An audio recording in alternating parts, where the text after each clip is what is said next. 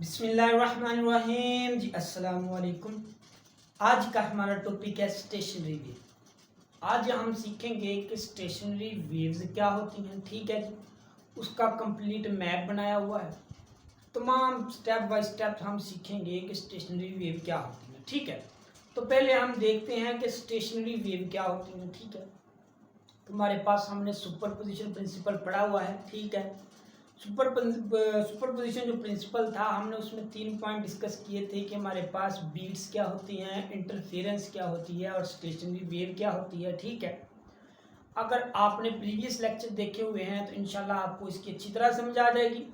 लेकिन अगर आपने प्रीवियस लेक्चर नहीं देखे हुए हैं तो आप क्या करें, मेरा लेक्चर नंबर 12 है। ठीक है, यूट्यूब पर सर्च करें कि what is the superposition principle bye Allama physics, तो आपके सामने आ जाएगा। ठीक है, अगर आप उसको अच्छी तरह देख लेंगे तो बेहतर है, लेकिन नहीं देखेंगे तो इंशाल्लाह मैं इसमें तमाम वो चीज़ें कवर कर दूंगा। ठीक है, तो हमने सुपरपोजिशन प्रिंसिपल में पढ़ा था कि हमारे पास उसके 3 केसेस हैं। एक केसेस में हमने पढ़ा था कि इंटरफेरेंस क्या होती है।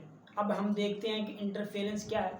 तो हमने कहा था कि अगर हमारे पास 2 वेव्स हों, एक वेव ऐसे ट्रैवल करे, एक दूसरी वेव्स भी ऐसे ट्रैवल करे, यानी 2 वेव्स हों, उनका सेम एम्पलीट्यूड हो, सेम फ्रीक्वेंसी हो, सेम फेज हो, वो एक ही डायरेक्शन में मूव करें और किसी भी मीडियम से मूव करता हुआ जाने, तो हमारे पास ऐसी वेव क्या कहलाती हैं, ऐसी वेव को हम क्या कहते हैं, इंटरफेरेंस पैटर्न कहते हैं। ठीक है, इस फिनोमेना को इंटरफेरेंस कहते हैं। ठीक है, हमने ये भी पढ़ा था कि अगर हमारे पास 2 वेव्स हों, वो क्या करें, उनका एम्पलीट्यूड सेम हो, सेम फेज हो, लेकिन उनकी फ्रीक्वेंसी में स्लाइटली डिफरेंस आ जाए, तो वो हमारे पास क्या होती हैं, बीट्स का फिनोमेना प्रोड्यूस करती हैं। क्या करती हैं, 2 वेव्स हों हमारे पास, उनका सेम एम्पलीट्यूड हो, सेम डायरेक्शन में हो, स्लाइटली डिफरेंस उनकी फ्रीक्वेंसी हो, एक ही डायरेक्शन में वो ट्रैवल कर जाएं, अगर उनकी फ्रीक्वेंसी में थोड़ा सा डिफरेंस आ जाए तो वो हमारे पास बीट्स का फिनोमेना प्रोड्यूस करती हैं। फिर हमने पढ़ा था कि हमारे पास स्टेशनरी वेव्स क्या होती हैं। तो हमने कहा था कि हमारे पास स्टेशनरी वेव ऐसी वेव होती हैं, अगर 2 वेव्स हों, वो क्या करें, ट्रैवल्स करें, उनका सेम एम्पलीट्यूड हो, सेम फेज हो, उनकी फ्रीक्वेंसी भी सेम हो, लेकिन वो ट्रैवल करें ऑपोजिट डायरेक्शन में, तो वो हमारे पास क्या होती हैं, वो हमारे पास स्टेशनरी वेव होती हैं। ठीक है, अब स्टेशनरी वेव कहाँ से आई है और इनको स्टेशनरी वेव क्यों कहते हैं। ठीक है, तो जब हमने वेव्स की टाइप डिस्कस की थी तो वहां पर मैंने बताया था कि ऑन द बेस वेव पर हमारे पास 2 तरह की टाइप्स होती हैं, एक प्रोग्रेसिव वेव होती हैं या उनको ट्रैवलिंग वेव कहते हैं। ठीक है, कुछ किताबें ये कहती हैं कि जब हमारे पास प्रोग्रेसिव वेव होती है, मान लीजिए कि ये हमारे पास एक वेव है, एक रोप है, मैंने उसको यहाँ से जरक दी तो वो यहाँ से लेकर यहाँ तक मूव करके गई, उसने सोर्स ऑफ डिस्टर्बेंस को डिस्टर्ब नहीं किया। मैं सोर्स ऑफ डिस्टर्बेंस हूँ, मैं जैसे का जैसा था वैसे ही खड़ा हूँ, लेकिन वेव आगे ट्रैवल कर जाती है। और वेव में भी हमने ये सीखा था कि कुछ बुक्स ये बताती हैं कि एनर्जी को ट्रांसफ़र करती है और कुछ बुक्स ये बताती हैं कि वो मोमेंटम को ट्रांसफ़र करती है। ठीक है, इनको हम क्या कहते थे, इनको प्रोग्रेसिव वेव कहते थे या इनको ट्रैवलिंग वेव कहते थे। फिर हमने पढ़ा था कि हमारे पास स्टेशनरी वेव ऐसी वेव होती हैं जिनको एक जगह से दूसरी जगह ट्रैवल तो करती हैं। ठीक है, इनमें एनर्जी भी होती है, लेकिन थोड़ी सी एनर्जी होती है, उस एनर्जी को हम निगलेक्ट कर सकते हैं। ठीक है, यानी उसमें स्लाइटली सी एनर्जी होती है, लेकिन उसमें एनर्जी और मोमेंटम एक जगह से लेकर एंड वाली जगह तक ट्रांसफर नहीं हो पाता, इसलिए तो उसको हम क्या कहते हैं, स्टेशनरी वेव कहते हैं या स्टैंडिंग वेव कहते हैं। ठीक है, प्रोग्रेसिव वेव क्या थी, ऐसी वेव थी जो एनर्जी और मोमेंटम को ट्रांसफर करती थी एक जगह से दूसरी जगह पर। लेकिन जो हमारे पास स्टैंडिंग वेव है या स्टेशनरी वेव है, वो ऐसी वेव है जो एनर्जी और मोमेंटम को ट्रांसफर नहीं कर पाती। क्यों नहीं कर पाती वो हमने देखना है, कंप्लीट डिस्कशन होगी। तो सबसे पहले हम इसकी छोटी सी एक डायग्राम देखते हैं कि मैं असल में बताना क्या चाहता हूँ। फर्ज किया कि ये हमारे पास एक सोर्स ऑफ डिस्टरबेंस है, ये हमारे पास एक रिजिड स्पॉट है, फिक्स है, ठीक है। यहाँ नहीं, यहाँ पर बनाए कि यहाँ पर हमारे पास एक फिक्स स्पॉट है, ठीक है। तो मैंने क्या किया कि यहाँ से वेव को झटक दिया ऐसे करके, ठीक है। तो वेव क्या हुआ कि यहाँ से जब मैंने इसको झटक दी तो वेव यहाँ से लेकर यहाँ तक क्या करेगी, मूव करेगी, इस चीज के साथ जाके टकराओगी, ठीक है। इस चीज के साथ उसने क्या किया, जाके टकरा दी। तो फिर क्या हुआ, जब वो वेव यहाँ से लेकर यहाँ तक गई तो उसने देखा कि जो हमारे पास वाल है इसका मास ज्यादा है, ठीक है। तो वो क्या करेगी, वो वापस आएगी। यानी अगर हमारे पास ये देखिए ना, ये हमारे पास डिस्टरबेंस है, अगर हम एक सिंगल लूप की बात करें तो हमारे पास ऐसे वेव ट्रेवल करके जाएगी। लेकिन अब हमने देखा कि आगे हमारे पास एक वाल है, एक फिक्स पोर्ट है, वो क्या कर रही है, उसका मास ज्यादा है, इसका मास कम है, तो वो क्या करेगी, इसको वापस भेजेगी। तो वो जब वापस आएगी कुछ इस तरह से वापस आएगी, यानी ये इस डायरेक्शन में जाएगी, ये ऑपोजिट डायरेक्शन में जाएगी, ठीक है। तो इसी तरह जब हमारे पास एक सिंगल लूप की बात की, वो टकराएगा, वाल हमारे पास ज्यादा मास है, वो उसको आगे ट्रांसफर नहीं होने देगी, वो उसको वापस पीछे की तरफ क्या कर देगी, धकेलेगी, जिसकी वजह से हमें नेगेटिव इसका साइकिल हासिल होगा। इसी तरह जब ये हमारे पास एक पूरी ज्यादा लूप वाली वेव होगी, यहाँ से लेकर यहाँ ट्रांसफर करके जाएगी, तो यहाँ पर जो हमारे पास वाल है ना, वो उसको आगे ट्रांसफर नहीं होने देगी, बाकी उसको रिपेल कर देगी, ठीक है। तो जब वो रिपेल करेगी तो ये ऐसे अपने ऑपोजिट डायरेक्शन में मूव करके जाएगी, ठीक है। जब ये ऑपोजिट डायरेक्शन में यहाँ से लेकर यहाँ तक मूव करेगी तो हमने क्या देखा कि इसके कुछ पॉइंट ऐसे आ रहे हैं, कुछ पॉइंट हमें ऐसे मिलेंगे यहाँ पर, तो यहाँ पर क्या होगा जी, ऐसे आएगा, ठीक है। तो हमें ऐसे कुछ पॉइंट मिलेंगे कि जहाँ पर ये आपस में वेव क्या हो रही हैं, यहाँ पर मीट कर रही हैं, यहाँ पर, यहाँ पर, यहाँ पर, यहाँ पर ये क्या कर रही हैं जी, आपस में मीट कर रही हैं, एक दूसरे के साथ मिल रही हैं, इस पॉइंट पर भी मिल रही है जी, इस पॉइंट पर भी मिल रही है जी, इस पॉइंट पर मिल रही है। तो हमने यहाँ पर क्या देखा, तो हमने यहाँ पर देखा कि जब आपने उसको झटक दी उस रोप को, तो जब वो गई तो जहाँ पर जो पार्टिकल पड़ा हुआ था, तो जो वो पार्टिकल पड़ा हुआ था वो जाते समय भी वैसा था और आते समय भी वैसा है। इसका मतलब क्या हुआ कि ये वाला पार्टिकल है, यहाँ पर पार्टिकल, यहाँ पर पार्टिकल, जो पॉइंट हैं आपके, वो यहाँ पर हमेशा रेस्ट में रहेंगे, ठीक है। यहाँ से तो हमें यही हासिल हो रहा है ना, यहाँ पर हमारे पास जो पार्टिकल पड़े हुए हैं, जो क्या होंगे, वो रेस्ट पर पड़े हुए हैं, ठीक है। तो अगर वो रेस्ट पर पड़े हुए हैं तो वो रेस्ट में ही पड़े रहने देंगे, जितनी मर्जी उनको वेव देंगे, ऐसे देंगे, ऐसे देंगे। जब वेव एक पॉइंट से गुजरेगी, वो पॉइंट क्या कर रहा है, ओसिलेट नहीं कर रहा, तो ओसिलेट जब वो नहीं करेगा तो वो रेस्ट में पड़ा रहेगा। जब वो रेस्ट में पड़ा रहेगा तो जब आप यहाँ से इसको एनर्जी या मोमेंटम देंगे, अगर आपने इसको थोड़ा सा एनर्जी और मोमेंटम दिया तो वो हाफ साइकिल के लिए होगा और यहाँ पर रुके जीरो हो जाएगा। जब यहाँ पर आपका मोमेंटम या एनर्जी जीरो हो जाएगी तो आगे ट्रेवल कैसे करेगी, अगर आगे ट्रेवल नहीं करेगी तो पार्टिकल ओसिलेट कैसे करेंगे, ठीक है ना।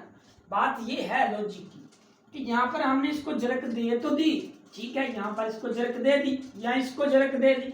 जब आपने इसको झटक दी, इस पॉइंट पर आ गई, इस पॉइंट पर आ गई, तो यहाँ पर तो पार्टिकल ओसिलेट नहीं कर रहा है, यहाँ पर जो आपका पॉइंट है वो तो रेस्ट में है।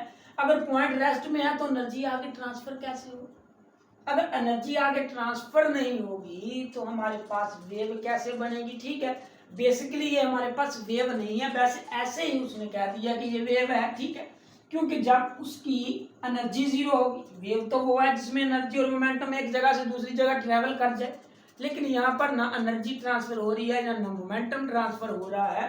यहाँ पर हमारे पास क्या है, कुछ ऐसे पॉइंट भी मिलते हैं। इसी तरह ये हमने क्या किया, यहाँ से एक्स की एक पिक्चर ले ली, फिर हमने देखा कि ये ऐसा भी पॉसिबल हो सकता है, ऐसा भी पॉसिबल हो सकता है, ऐसा भी, यानी मुख्तलिफ हमने शेप ली और हमने कहा कि ऐसा ऐसा पॉसिबल होगा।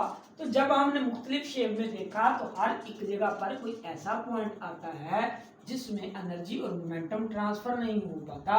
जब इसमें मोमेंटम और एनर्जी एक जगह से दूसरी जगह ट्रांसफर नहीं होगा तो वो हमारे पास क्या होगी, वही तो हमारे पास स्टेशनरी वेव है जिसमें एनर्जी ट्रांसफर नहीं करती।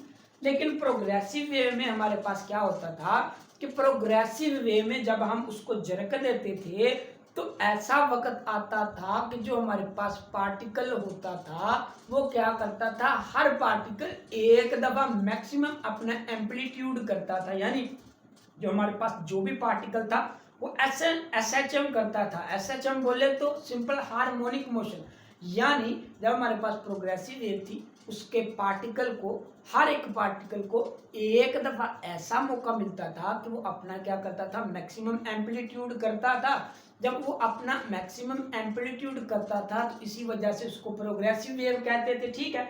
लेकिन यहाँ पर हमने देखा कि इसका हर पार्टिकल ओसिलेट नहीं करता, इसका पार्टिकल क्या रहता है, कभी कभी रेस्ट में पड़ा रहता है, या ज्यादा देखें कभी कभी क्यों हर दफा ही रेस्ट में पड़ा रहता है, कुछ देर के बाद तो यहाँ पर एनर्जी और मोमेंटम ट्रांसफर नहीं होता, इसलिए इनको स्टेशनरी वेव कहते हैं या इनको स्टैंडिंग वेव कहते हैं, ठीक है। उम्मीद है बात आपको समझ आ रही होगी, ठीक है। तो हमने देखा कि जो पॉइंट, ऐसे पॉइंट जहां पर आपकी मोमेंटम और एनर्जी आपकी आगे ट्रांसफर नहीं हो पाती उनको क्या कहते हैं जी, उनको कहते हैं नोड्स। उनको क्या कहते हैं जी, उनको कहते हैं नोड्स। ऐसे पॉइंट जिस पर आप कह सकते हैं कि आपका डिस्प्लेसमेंट जीरो है। क्या है जी, आपका डिस्प्लेसमेंट जो है आपका वो जीरो के इक्वल है, तो आप कहेंगे कि वो आपके पास क्या है जी, वो आपके पास नोड्स हैं, ठीक है। वो आपके पास नोड्स आ गए। और ऐसे पॉइंट भी हैं जिस पर आपका, ये देखिए जी, आपका क्या है जी, डिस्प्लेसमेंट मैक्सिमम है, ये देखिए, ये देखिए, ठीक है जी, डिस्प्लेसमेंट है, डिस्प्लेसमेंट है। यहाँ पर बात ये आती है कि ये जो पार्टिकल है ना, ये जो पार्टिकल पड़े हुए हैं ये वाले, इसमें पार्टिकल, हर पार्टिकल एसएचएम करता है। हर पार्टिकल सिंपल हार्मोनिक मोशन तो करता है, लेकिन जो हर पार्टिकल है, अगर हम ये वाले पार्टिकल की बात करें तो जितनी उसके पास सिंपल हार्मोनिक मोशन है वो उस सिंपल हार्मोनिक मोशन पर राजी है। उसकी सिंपल हार्मोनिक मोशन इस वाले पार्टिकल की सिंपल हार्मोनिक मोशन से कम है। यानी ये हमारे पास दूसरी जो प्रोग्रेसिव वेव है उससे टोटली डिफरेंस है। उसमें ये होता था कि हर पार्टिकल को एक दफा मौका मिलता था कि वो मैक्सिमम एम्पलीट्यूड करता है, लेकिन यहाँ पर हर पार्टिकल को मैक्सिमम एम्पलीट्यूड करने का मौका नहीं मिलता। एम्पलीट्यूड उसका मैक्सिमम नहीं होता, वो सिंपल हार्मोनिक मोशन उसकी मैक्सिमम नहीं होती, ठीक है। हर पार्टिकल एसएचएम तो करता है, लेकिन हर पार्टिकल का एम्पलीट्यूड मैक्सिमम नहीं होता। सिर्फ वही पार्टिकल हैं, ये वाले पार्टिकल, यहाँ पर पड़े हुए पार्टिकल, वो ऐसे पार्टिकल हैं जिनका आप कह सकते हैं कि एसएचएम मैक्सिमम है। तो ऐसे पार्टिकल जिनका आपका एम्पलीट्यूड या डिस्प्लेसमेंट मैक्सिमम है उसको हम क्या कहेंगे, उनको हम एंटी नोड कहते हैं, ठीक है। उनको हम क्या कहते हैं जी, एंटी नोड्स कहते हैं, ठीक है जी। उनको हम क्या कहते हैं, एंटी नोड्स कहते हैं, ठीक है। ये भी हमें पता चल गया कि नोड्स किसको कहते हैं। नोड्स ऐसे पॉइंट को कहते हैं जहां पर आपका डिस्प्लेसमेंट जीरो होगा, और एंटी नोड्स ऐसे पॉइंट को कहते हैं जहां पर आपका जो डिस्प्लेसमेंट होगा, जो एम्पलीट्यूड होगा, वो आपका मैक्सिमम होगा, ठीक है। तो अब हमने ये भी एक बात पढ़ी थी कि जब आपके पास एक कोई भी वेव होती है, ठीक है, यहाँ से लेकर यहाँ तक कोई भी वेव आपके पास आ जाती है, तो आप कहते हैं कि यहाँ पर ये हमारे पास क्या होती है, ये हमारे पास बेसिकली वेवलेंथ ही होती है, ठीक है। तो जब हमने इसका हाफ लूप ले लिया, इसका मतलब ये हो गया कि ये हमारे पास क्या होगी, ये हमारे पास λ/2 होगी, ठीक है। ये हमारे पास यहाँ से लेकर यहाँ तक कितनी होती थी, ये हमारे पास होती थी अपनी लैम्बडा होती थी। लैम्बडा हमारा क्या है जी, लैम्बडा भी हमारा एक डिस्प्लेसमेंट होता है। तो इस पॉइंट से इस पॉइंट तक हमने कहा कि ये हमारे पास लैम्बडा होता था। जब हमने इसको हाफ कर दिया तो हमने कह दिया कि ये हमारे पास λ/2 होता है, ठीक है। तो यहाँ से हमने क्या सीखा कि यहाँ से हमने सीखा तो यहाँ पर आपका एक जो नोड्स है यहाँ पर बन रहा है, एक नोड्स यहाँ पर बन रहा है। तो हमने यहाँ से ये सीखा कि अगर हमारे पास दो नोड्स हों, यहाँ पर हमारे पास क्या, दो नोड्स हों, तो उनके दरमियान जो आपका डिस्प्लेसमेंट होगा वो हमारे पास λ/2 होगा, ठीक है। वो हमारे पास λ/2 होगा, ठीक है। अगर हमारे पास दो नोड्स हों, अगर इन दो नोड्स की बात की जाए, ये नोड्स वाला और ये नोड्स वाला, तो इनका जो डिस्प्लेसमेंट है वो भी हमारे पास क्या होगा, λ/2 होगा। अब बात आती है जी एंटी नोड्स की। तो अगर हम एंटी नोड्स की बात करें, तो अगर हम देखें कि इस वेव को आगे की तरफ मूव करवाएं, तो दो आप कह सकते हैं कि आपका नोड्स के दरमियान आपका डिस्प्लेसमेंट क्या था जी, लैम्बडा बाय 2 था। और अगर आप बात करें दो एंटी नोड की, ठीक है, टू एंटी नोड की बात करें, तो जो उनके दरमियान आपका डिस्प्लेसमेंट होगा वो भी लैम्बडा बाय 2 होगा। ठीक है, ये देखें यहां से लेकर यहां तक आपका कितना फासला हुआ, ठीक है, ये एक पूरी वेव है, ये देखिए ना, इस वाले को हमने छोड़ दिया, एक हमारे पास ये एंटी नोड है, एक हमारे पास ये है, तो इन दोनों का जो फासला होगा वो हमारे पास क्या होगा जी, लैम्बडा बाय 2 होगा। ऐसे नेक्स्ट साइकिल आएगा, उनके दरमियान दो आपके पास जो दो एंटी नोड होंगे उनके दरमियान फासला क्या होगा, लैम्बडा बाय 2 होगा। वो चाहे तो वो हमारे पास जो आपकी एंटी नोड, नोड तो हमेशा एक ही लाइन पर ही होंगे, लेकिन जो हमारे पास जो एंटी नोड होगा, चाहे वो हमारे पास पॉजिटिव साइकिल हो चाहे नेगेटिव हो, जैसे कि यहाँ पर हमने यहाँ से यहाँ तक देखा हमारे पास फासला क्या है, लैम्बडा बाय 2 है। अगर नीचे पर यहाँ से यहाँ तक देखें तो लैम्बडा बाय 2 ही बनता है। ये जरूरी नहीं कि नोड हमेशा एंटी नोड आपका ऊपर ही हो, नीचे भी हो सकता है। तो हमने यहाँ से ये सीखा कि अगर हमारे पास दो नोड हों या दो एंटी नोड हों, तो उनके दरमियान हमेशा फासला कितना होगा, डिस्प्लेसमेंट कितना होगा, वो हमारे पास लैम्बडा बाय 2 होगा। ठीक है, लेकिन ये बात याद रखनी है कि अगर एक नोड और एक एंटी नोड की बात की जाए, पहले तो हमने कहा ना दो नोड्स और जो दो एंटी नोड हैं उनके दरमियान हमारा डिस्प्लेसमेंट कितना है जी, लैम्बडा बाय 2। लेकिन अगर हम ये कहें कि हमारे पास एक नोड और एक एंटी नोड यहाँ पर बन रहा है जी, नोड कहाँ पर बन रहा है, यहाँ पर, तो अगर हमारे पास एक नोड हो एक एंटी नोड हो, तो उनके दरमियान जो हमारा फासला होगा वो हमारे पास लैम्बडा बाय 4 होगा। ठीक है, इसी तरह हमारे पास ये एक एंटी नोड है, ये नोड है, ये हमारे पास दोनों के दरमियान कितना फासला होगा, लैम्बडा बाय 4 होगा। ठीक है, लैम्बडा बाय 4। जब आप लैम्बडा बाय 4 और लैम्बडा बाय 4 को ऐड करेंगे तो आपके पास क्या बचेगा जी, आपके पास 2 लैम्बडा बाय 4 बचेगा, और आप जब इसको हल करेंगे तो लैम्बडा बाय 2 बचेगा, यानी यहाँ से लेकर यहाँ तक आपका डिस्प्लेसमेंट कितना हुआ, लैम्बडा बाय 2 हुआ। ठीक है, इससे हमने ये सीखा कि लैम्बडा बाय 2 डिस्प्लेसमेंट है टू नोड्स और टू एंटी नोड के दरमियान, और लैम्बडा बाय जो आपका 4 डिस्प्लेसमेंट है वो किनके दरमियान है जी, वो एक नोड्स और एक एंटी नोड्स के दरमियान आपका डिस्प्लेसमेंट है जी। ठीक है, आपने हमेशा ये याद रखना है कि आपके पास क्या है जी, 2 नोड्स और 2 एंटी नोड के दरमियान जो आपका फासला है वो कितना है, वो हमारे पास लैम्बडा बाय 2 है। और अगर नोड और एंटी नोड की बात की जाए तो उनका डिस्प्लेसमेंट हमारे पास लैम्बडा बाय 4 है। ठीक है, ये हमने ये रफ सा काम किया। अब हमने मुकम्मल डिस्कशन इसमें करनी है। ठीक है जी, मुकम्मल डिस्कशन इसमें करेंगे और हम सीखेंगे कैसे इनके दरमियान फासला आता है। ठीक है, तो हमने ये याद रखना है कि हमारे पास सबसे छोटा डिस्प्लेसमेंट क्या है, ये हमारे पास सबसे छोटा डिस्प्लेसमेंट लैम्बडा बाय 4 है। तो हम हर वेव को लैम्बडा बाय 4 ही मूव करवाएंगे, क्योंकि हम जब एक चीज को छोटे छोटे इंटरवल में डिवाइड कर लेते होते हैं तो हमारे पास ज्यादा एक्यूरेट आता है, ना कि इसको लैम्बडा बाय 2 से हम छोटे छोटे इसके पैचेस लें। हम क्या करेंगे, लैम्बडा बाय 4 से इसके पैचेस लेंगे ताकि हमारे पास रिजल्ट क्या है, ज्यादा एक्यूरेट आए। ठीक है, तो इसी तरह जब मैंने पहले आपको बताया था कि हमारे पास स्टेशनरी वेव्स ऐसी वेव होती हैं, वो क्या होती हैं कि वो उनका सेम एम्पलीट्यूड होता है, उनकी एनर्जी और मोमेंटम भी सेम होता है, लेकिन मसला ये है कि वो क्या करती हैं जी, ओपोजिट डायरेक्शन में आपकी क्या करती हैं जी, ट्रैवल करती हैं। तो जब वो ओपोजिट डायरेक्शन में ट्रैवल करती हैं तो वो ना ही एनर्जी ट्रांसफर कर पाती हैं, ना ही आपका मोमेंटम ट्रांसफर कर पाती हैं, तो इसलिए इनको स्टेशनरी वेव या स्टैंडिंग वेव कहा जाता है। स्टैंडिंग लफ्ज स्टैंड से निकला है, खड़े रहना, तो ये वेव भी खड़ी रहती हैं। कहाँ खड़ी रहती हैं, ऐसे पॉइंट जहां पर आपका डिस्प्लेसमेंट 0 होता है, जिनको नोड्स कहा जाता है, तो यहाँ पर वो खड़ी रहती हैं, इसलिए इनको स्टेशनरी या स्टैंडिंग वेव कहा जाता है। ठीक है, अब हमारे पास जी 2 वेव्स हैं, एक हमारे पास ये वेव्स है, एक हमारे पास ये वेव है। एक जो ऊपर वाली वेव है उसको मैंने जाहिर किया हुआ है आपके पास ब्लैक एरो से, और जो हमारे पास नीचे वाली वेव है उसको हमने जाहिर किया हुआ है रेड एरो से। अब आपने ये देखना है कि ये वाली जो वेव है आपकी इस तरफ मूव कर रही है, ठीक है जी, राइट डायरेक्शन में मूव कर रही है, और ये वाली वेव है आपकी इस तरफ लेफ्ट डायरेक्शन में मूव कर रही है। ठीक है, ये वाली जो रेड वाली है इस तरफ मूव कर रही है, एरो भी बता रहे हैं, और जो ब्लैक वाली है आपकी वो इस तरफ लेफ्ट तरफ मूव कर रही है। ठीक है, वो एरो भी आपको बता रहे हैं। ठीक है।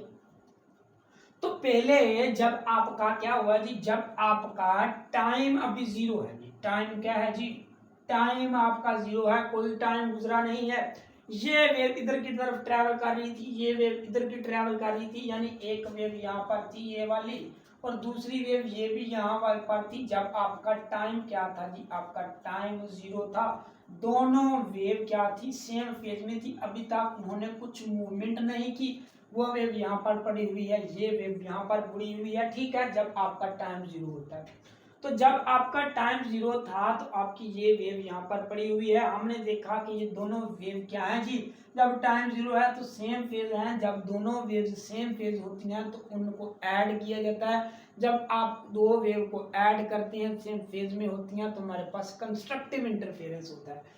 तो हमने देखा कि ये हमारे पास एक वेव है जी, ये एक वेव है, आप उसका लूप है, दोनों को ऐड कर दिया, हमारे पास कंस्ट्रक्टिव इंटरफेरेंस आ गया। इसी तरह हमने ये देखा कि इसका जो बैक वाला नीचे वाला ऑपोजिट डायरेक्शन वाला लूप है, ये भी हमने देखा कि जब टाइम जीरो है, ये वाला लूप और ये वाला लूप दोनों क्या है, सेम फेज है, ये हमारे पास कंस्ट्रक्टिव इंटरफेरेंस है, दोनों को भी ऐड कर दिया।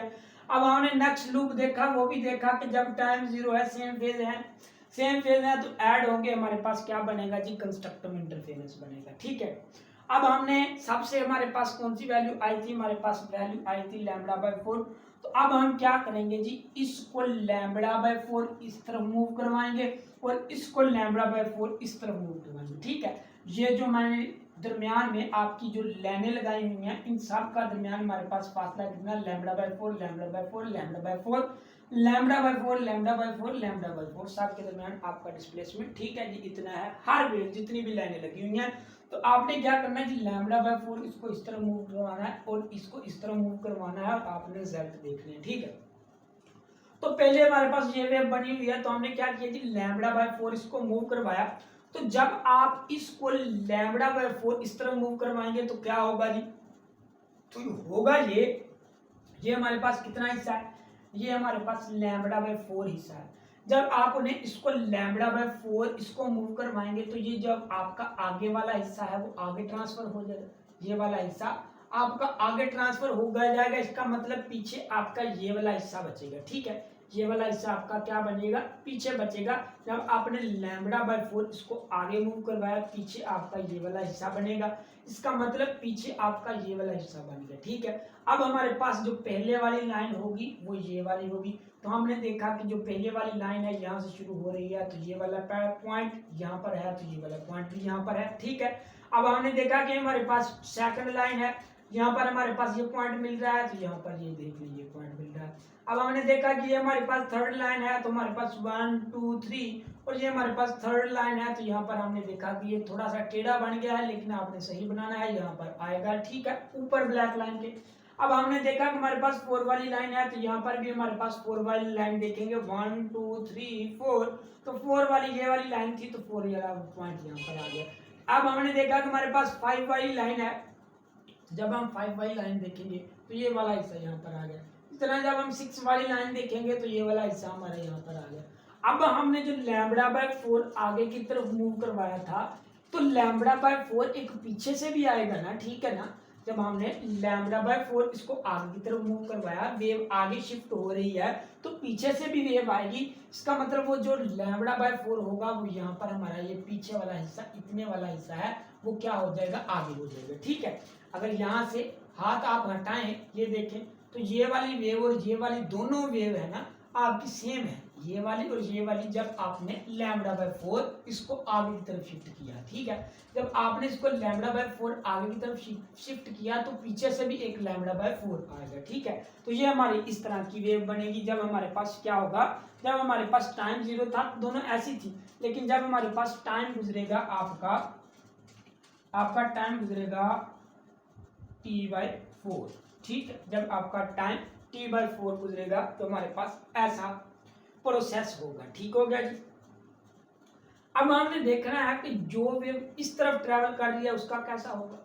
तो हमने देखा कि पहले हमारे पास अगर ये वेव इस तरफ ट्रैवल कर रही है तो इसका मतलब इसका इतने वाला हिस्सा आगे शिफ्ट हो जाएगा, और पीछे जो बैक वाला हिस्सा बचा है वो इसका आगे आएगा, ठीक है। ये वाला हिस्सा हमारा क्या हो जाएगा, ये इतना हिस्सा खत्म हो जाएगा, ये आगे λ/4 कितना लैम्बडा बाय 4 आगे शिफ्ट हो जाएगा।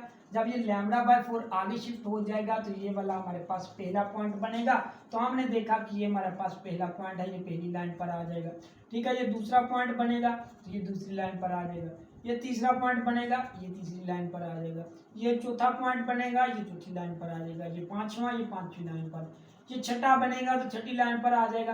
अब हमने लैम्बडा बाय 4 आगे की तरफ मूव किया, इसका मतलब लैम्बडा बाय 4 एक पीछे से भी आएगा। जो लैम्बडा बाय 4 पीछे से आएगा वो ये वाला होगा। ठीक है, तो अब हम यहाँ से हमने क्या ऑब्जर्व करना है, तो हमने देखा कि ये वेव आपकी ऐसे ट्रेवल कर रही है और ये वेव आपकी ऐसे ट्रेवल कर रही है। तो क्या हुआ कि हमने देखा कि दोनों क्या है, ऑपोजिट डायरेक्शन में है। ठीक है, जब आपके पास दो वेव ऑपोजिट डायरेक्शन में होती हैं, ये देख लें, ये इसके ऑपोजिट है, ये इधर है, ये नीचे की तरफ है, ये नीचे की तरफ है, ये ऊपर की तरफ है, ये ऊपर की तरफ है, ये नीचे की तरफ है। तो हमने ये सीखा था कि अगर हमारे पास दो वेव हों, उनका फेज डिफरेंस है, जब फेज डिफरेंस होता है तो वो एक दूसरे को कैंसिल कर देती हैं। जब वो एक दूसरे को कैंसिल कर देती हैं तो वहां पर क्या होता है, वहां पर डिस्ट्रक्टिव इंटरफेरेंस होता है। जब हमारे पास डिस्ट्रक्टिव इंटरफेरेंस आएगा तो इनका फेज क्या होगा, 0 होगा, जब आपके पास टाइम t/4 गुजर जाएगा। ठीक है, तो अब हमने देखा कि यहाँ पर पहले पीछे की तरफ आते हैं, तो ये हमारे पास यहाँ पर एक पॉइंट था जो हमने कहा नोड, ये देख लें, ये पॉइंट यहाँ पर पड़ा हुआ है। दूसरी वेव में देखा यहाँ पर भी है, तीसरी में देखा तो यहाँ पर भी है। अगर हम यहाँ पर देखें तो यहाँ पर भी है, सेम है, यहाँ पर भी सेम है, यहाँ पर भी हमने देखा कि सेम है, यहाँ पर भी हमने देखा सेम है, यहाँ पर भी हमने देखा सेम है, और यहाँ पर भी हमने देख लिया सेम है, यहाँ पर भी वो भी है, यहाँ पर भी ये है, यहाँ पर भी ये है। तो हमसे यहाँ से क्या सीखा, हमने यहाँ से ये सीखा कि जो हमारे पास नोड है वो तो ट्रैवल करने ही दे रहे हैं एनर्जी को। जब वो एनर्जी को एक जगह से दूसरी जगह ट्रैवल नहीं करने देंगे तो हमारी एनर्जी आगे ट्रांसफर कैसे कर पाएगी। एनर्जी ट्रांसफर नहीं करेगी, हमारे पास कौन सी होगी, स्टेशनरी वेव होगी। ठीक है, इस जगह पर भी आप देख सकते हैं कि हमारे पास ये वाला नोड था, ये वाला नोड था, ये वाला नोड था, ये वाला नोड था, 3 नोड थे। और अगर यहाँ पर नोड था तो यहाँ पर भी है, अगर यहाँ पर है तो यहाँ पर भी नोड है, यहाँ पर भी है तो यहाँ पर भी नोड है। इसका क्या मतलब हुआ कि ऐसे नोड, ऐसे पॉइंट है जो रेस्ट में पड़े हुए हैं और वो रेस्ट में ही पड़े रहते हैं। वेव चाहे उल्टी हो, चाहे नीची हो, चाहे पीछे हो, जहां मर्जी हो, ये वाले पॉइंट क्या रहे हैं, अपनी जगह से हट ही नहीं रहे। जब वो अपनी जगह से हट नहीं रहे तो एनर्जी कैसे ट्रांसफर होगी, एनर्जी ट्रांसफर नहीं होगी तो हमारे पास कौन सी होगी, स्टेशनरी वेव होगी। ठीक है, अब हम चलते हैं जी नेक्स्ट। जब हमारे पास टाइम गुजरेगा जी, जब आपके पास टाइम गुजर गया हाफ t/2 टाइम गुजर जाएगा तो तब क्या होगा, तो जब आपके पास t/2 टाइम गुजरेगा तो हमने यहाँ पर देखेंगे कि हमारे पास हमने अब कितना मूव करवाना है जी, इस तरफ आपने लैम्बडा बाय 4, जब आपने इस तरफ इसको लैम्बडा बाय 4 इस तरह मूव करवाया, ये वाला हिस्सा लैम्बडा बाय 4 है, जब आप इसको इस तरफ मूव करवाएंगे तो पीछे आपका ये वाला हिस्सा बच जाएगा। ठीक है, अगर ये वाला हिस्सा बचेगा तो हम देखेंगे ये वाला हिस्सा, ये देखने आपका पहला पॉइंट है, पहली लाइन पर आएगा, दूसरा पॉइंट है दूसरी लाइन पर आएगा, तीसरा पॉइंट है तीसरी पर आएगा, चौथा पॉइंट है चौथी पर आएगा। ठीक है, इस तरह आपका पांचवा पॉइंट है पांचवी लाइन पर आएगा। और जब आपने लैम्बडा बाय 4 इस तरफ मूव करवाया तो एक पीछे से भी लैम्बडा बाय 4 इस तरफ आएगा, जो लैम्बडा बाय 4 पीछे से आएगा वो आपका ये वाला होगा। ठीक है, इसी तरह हमने क्या करना है जी, इस वेव को इस तरह मूव करवाना है। जब आपने क्या करना है जी, लैम्बडा बाय 4 इसको मूव करवाना है। जब आप इसको, ये वाला आपका लैम्बडा बाय 4 बनता है, जब आप इसको लैम्बडा बाय 4 इस तरह मूव करवाएंगे तो आपके पास ये वाला स्नैपशॉट बचेगा। ठीक है, ये वाला आपके पास कैंसिल हो जाएगा, ये वाला आपके पास क्या हो जाएगा, कैंसिल हो जाएगा, तो ये वाला आपके पास स्नैपशॉट बचेगा। तो हमने देखा कि ये वाला पॉइंट हमारे पास फर्स्ट पॉइंट बनेगा, ये यहाँ पर आ जाएगा। ठीक है, ये यहाँ से यहाँ शिफ्ट हो जाएगा, ये वाला यहाँ से यहाँ, तो ये वाला यहाँ आ गया। अब ये वाला क्या होगा जी, ये यहाँ से यहाँ शिफ्ट हो, ये वाला सॉरी ये वाला तो कैंसिल हो गया, ये यहाँ से यहाँ शिफ्ट हो गया। ये वाला क्या करेगा, ये यहाँ वाला यहाँ पर शिफ्ट हो जाएगा, दूसरी लाइन पर आ जाएगा, ये दूसरी लाइन पर आ गया। अब ये वाला हमारे पास कहाँ होगा जी, ये तीसरी लाइन पर होगा, यहाँ पर आ जाएगा, ये देख ले यहाँ पर आ जाएगा। अब ये वाला हमारे पास कहाँ होगा, ये यहाँ पर होगा, तो ये वाला यहाँ पर 4 लाइन पर आ गया। अब ये वाला हमारे पास यहाँ पर होगा, यहाँ पर आ जाएगा। ठीक है, यहाँ पर आ गया। अब ये वाला हमारे पास कहाँ होगा जी, ये वाला यहाँ पर होगा, हमारे पास 6 लाइन पर आ गया। ठीक है, इसी तरह जब हमने लैम्बडा बाय 4 आगे मूव करवाया तो लैम्बडा बाय 4 एक पीछे से भी आएगा, जो लैम्बडा बाय 4 पीछे से आएगा तो यहाँ पर होगा। तो अब हमने यहाँ पर क्या देखा, यहाँ पर हमने देखा कि यहाँ पर ये दोनों हमारे पास जो वेव्स हैं, एक इस तरफ ट्रैवल कर रही है, एक इस तरफ ट्रैवल कर रही है, ये दोनों हमारे पास क्या आएंगे, ये दोनों हमारे पास सेम फेज हैं, इन फेज हैं। जब दोनों इन फेज होंगी तो इनके एम्पलीट्यूड ऐड होंगे, जब इनके एम्पलीट्यूड ऐड होंगे तो ये हमारे पास कंस्ट्रक्टिव इंटरफेरेंस बनेगी। ठीक है, अगर हम नोड्स की बात करें तो ये हमारे पास नोड है, ये हमारे पास नोड है, ये हमारे पास नोड है, ये हमारे पास नोड है, ये भी नोड है, ये भी नोड है, ये भी नोड है, ये भी नोड है, ये भी है, ये भी है, ये भी है, तो ये भी है। तो हमने पूरी वेव में देख लिया, पूरे पैटर्न में देख लिया, नोड तो हमारे चेंज हो नहीं रहे। जब नोड नहीं चेंज होंगे तो एनर्जी कैसे ट्रांसफर करेगी, जब एनर्जी ट्रांसफर नहीं करेगी तो उसको तो स्टेशनरी वेव कहेंगे। ठीक है, इसी तरह हम नेक्स्ट चैप्टर में फिर चलते हैं। तो आपने क्या करना है जी, λ/4, फिर इसको इस तरह मूव करवाना है। जब आपने λ/4 इसको यहाँ से इतना काट देंगे, इतना इस तरह मूव करवा देंगे तो ये वाला आपका हिस्सा यहाँ पर पहुंच जाएगा, ये वाला पहुंच गया, ये वाला आपका हिस्सा यहाँ पर पहुंच जाएगा, ये यहाँ पर पहुंच गया, ये वाला हिस्सा आपका थर्ड लाइन पर आ जाएगा, तो ये देख लें ये थर्ड लाइन पर है, ये वाला हिस्सा आपका फोर्थ लाइन पर आ जाएगा, तो ये देख लें फोर्थ पर है, ये वाला 5 पर आ जाएगा, तो ये देख लें 5 पर है, ये वाला यहाँ पर आ जाएगा तो 6 आ जाएगा। ठीक है, इसी तरह आपका जो ड्रैग क्या है वो फिर आपका क्या आ जाएगा, λ/4 इसी तरफ से भी आएगा। ठीक है, वो आगे आ जाएगा। इस तरह आपने λ/4 इसको इस तरह मूव करवाना है, तो ये λ/4 इस वाला इतना आपने काट देना है, इतना वाले हिस्से को भूल जाए। जब आपका इतना वाला हिस्सा खत्म हो जाएगा तो ये वाला हिस्सा क्या आ जाएगा, यहाँ पर आ जाएगा, यानी पहली लाइन पर यहाँ पर शिफ्ट हो जाएगा जब आप इसको भूल जाएंगे। अब ये वाला हिस्सा आपका दूसरी लाइन पर आ जाएगा, ये वाला हिस्सा यहाँ पर आ जाए, ये वाला हिस्सा आगे यहाँ पर शिफ्ट हो जाएगा तीसरी लाइन पर, तो तीसरी लाइन पर ये वाला हिस्सा आगे, ये वाला इससे आगे, ये वाला इससे आगे, तो ये जो इससे आगे ये वाला हिस्सा होगा वो यहाँ पर आपके पास आ जाएगा।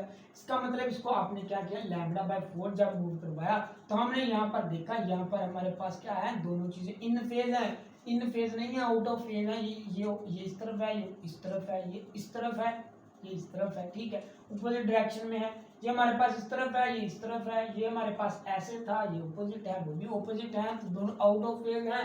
जब हमारे पास इन फेज होती है तो कंस्ट्रक्टिव इंटरफेरेंस है, ये हमारे पास इन फेज नहीं है, अपोजिट फेज है, तो हमारे पास कौन सा इंटरफेरेंस बनेगा, हमारे पास डिस्ट्रक्टिव इंटरफेरेंस बनेगी। ठीक है, इस तरह हमारे पास ये पैटर्न फिर रिपीट होगा। यहाँ पर हमारे पास कितना टाइम गुजरा था, t/2 गुजरा था, फिर हमारे पास टाइम गुजरेगा 3t/4, फिर हमारे पास टाइम गुजरेगा t। जब हमारे पास टाइम एक साइकिल एक चक्कर मुकम्मल हो जाएगा तो ये पीछे वाला पैटर्न दोबारा फिर आएगा, तो पीछे वाला पैटर्न फिर दोबारा आएगा, तो यही हमारे पास नेक्स्ट क्या होगा कि आप इन फेज ऐड हो जाएंगे, हमारे पास कंस्ट्रक्टिव इंटरफेरेंस आ जाएगा। ठीक है, अगर बात की जाए तो नोड की, यहाँ पर भी हमारे पास नोड पड़ा हुआ था, यहाँ पर भी पड़ा हुआ था, यहाँ पर भी वैसे है, यहाँ पर भी वैसे है। जो नोड पड़े हुए हैं वो क्या है, जू के तू हैं, उन पर कोई असर नहीं हो रहा, वो हमारे पास जैसे थे वैसे ही पड़े हुए हैं। जब वो वैसे ही पड़े रहेंगे तो क्या होगी, वेव ऊपर नीचे जितना मर्जी उछल कूद करे तो वो क्या होगी, इस वेव की इस पॉइंट की वजह से जो नोड हिल नहीं रहे, इसकी वजह से आपकी एनर्जी और मोमेंटम आगे ट्रांसफर नहीं हो पाएगा।